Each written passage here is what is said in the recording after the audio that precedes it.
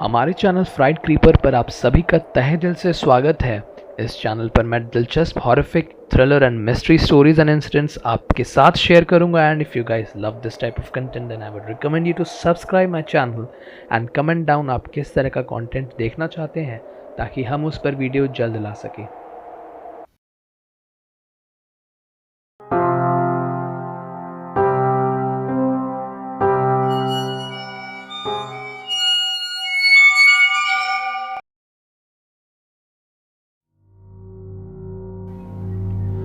Justin अपने engineering entrance exam को निकालने के बाद अपने रैंक पर बेस्ट कॉलेज ढूंढ रहा था। उसे कंप्यूटर में काफ़ी इंटरेस्ट था, सो उसने CSE अपने स्टेट कॉलेज में ले लिया।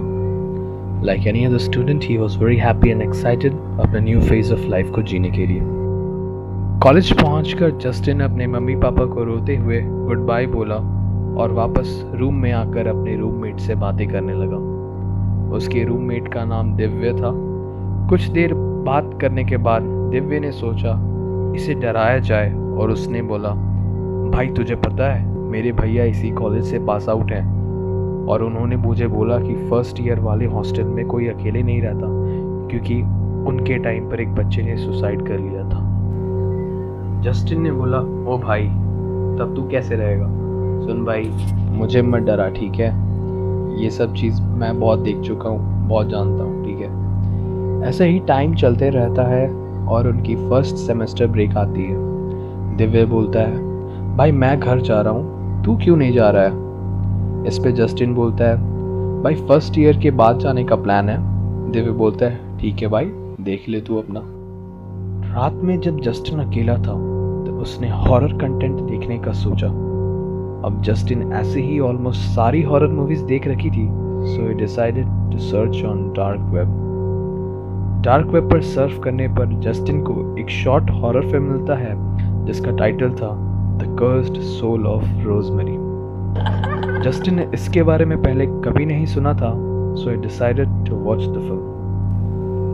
फिल्म के ओवर होने के बाद जस्टिन को कुछ अच्छा फील नहीं हो रहा था। ही वेंट टू वॉशरूम जहां उसे उल्टियां होने लगी। जस्टिन को लगा मे बी खाना ना पचने की वजह से उसे उल्टियां हो रही हैं एंड उसने इस बात पर ज़्यादा ध्यान नहीं दिया।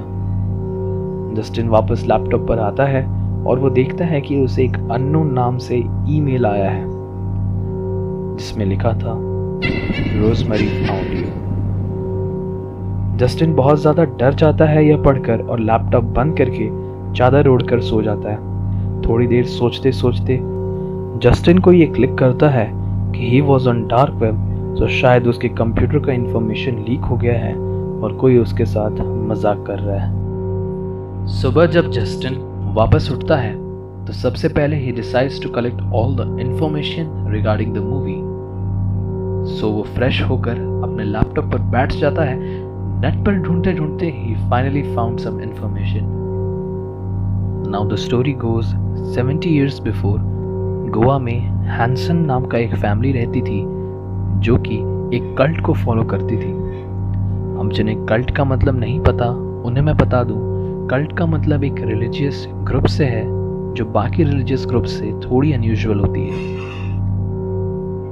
हैंसन फैमिली अपने लाइफ में बहुत सारे रिचुअल कर चुकी थी, बट एक दिन हैंसन फैमिली एक बहुत एक्सट्रीम रिचुअल करती है जिसमें वो और उनकी छोटी बच्ची को फांसी से अपनी सोल को शैतान को भेंट देना था। प्रक्रिया के दौरान सबको अपने फेस एंड ईयर को कवर करना था and they should be separated by at least 8 feet। And the most creepy of all, उन सबको इस चीज की रिकॉर्डिंग भी करनी होती है। अब ये दोनों तो सुसाइड कर लेते हैं, पर इनकी बेटी रोजमेरी की रस्सी टूट जाती है एंड वो गिरकर बेहोश हो जाती है। बहुत देर बाद एक पड़ोसी इनके घर के दरवाजे को खटखटाता है। कोई रिस्पॉन्स ना मिलने पर ही इन्फॉर्म्ड द पुलिस। पुलिस आकर दरवाजा तोड़ती है and everyone was shocked to see what had happened. Rosemary को हॉस्पिटल ले जाया जाता है पर डॉक्टर्स इन्फॉर्म्ड कि वो कोमा में जा चुकी हैं। दिस वॉज वेरी सरप्राइजिंग क्योंकि पुलिस के मुताबिक रिकॉर्डिंग में साफ देखा जा सकता था कि बच्चे की रस्सी 5 सेकंड के अंदर टूट जाती है तो फिर वो कोमा में कैसे जा सकती है। कुछ घंटे बाद डॉक्टर्स कहते हैं कि शी इज नो मोर। उनके पड़ोसी पुलिस को इन्फॉर्म करते हैं कि this family was practicing black magic since a long time, so शायद ये सब उसी का नतीजा है। पुलिस भी इस केस को सुपरनैचुरल मान रही थी, पर यह केस सबसे ज़्यादा डरावनी मोड़ तब लेता है जब वो सारे पुलिस ऑफिशियल्स जो ये वीडियो रिकॉर्डिंग देख रखी थी उन सबकी बहुत ही रहस्यमय तरीके से मौत हो जाती है। जस्टिन ये सारी इन्फॉर्मेशन पढ़ के ये तो समझ जाता है कि फिल्म में दिखाया गया एक सीन इसी हादसे का था, and now he is in serious trouble. इस स्टोरी की पार्ट 1 यहीं तक रहेगी और पार्ट 2 भी जल्द आने वाली है। आशा है आपको ये वीडियो बहुत पसंद आई होगी, और अगर आई है तो अपनी सपोर्ट दिखाइए और लाइक दबाइए।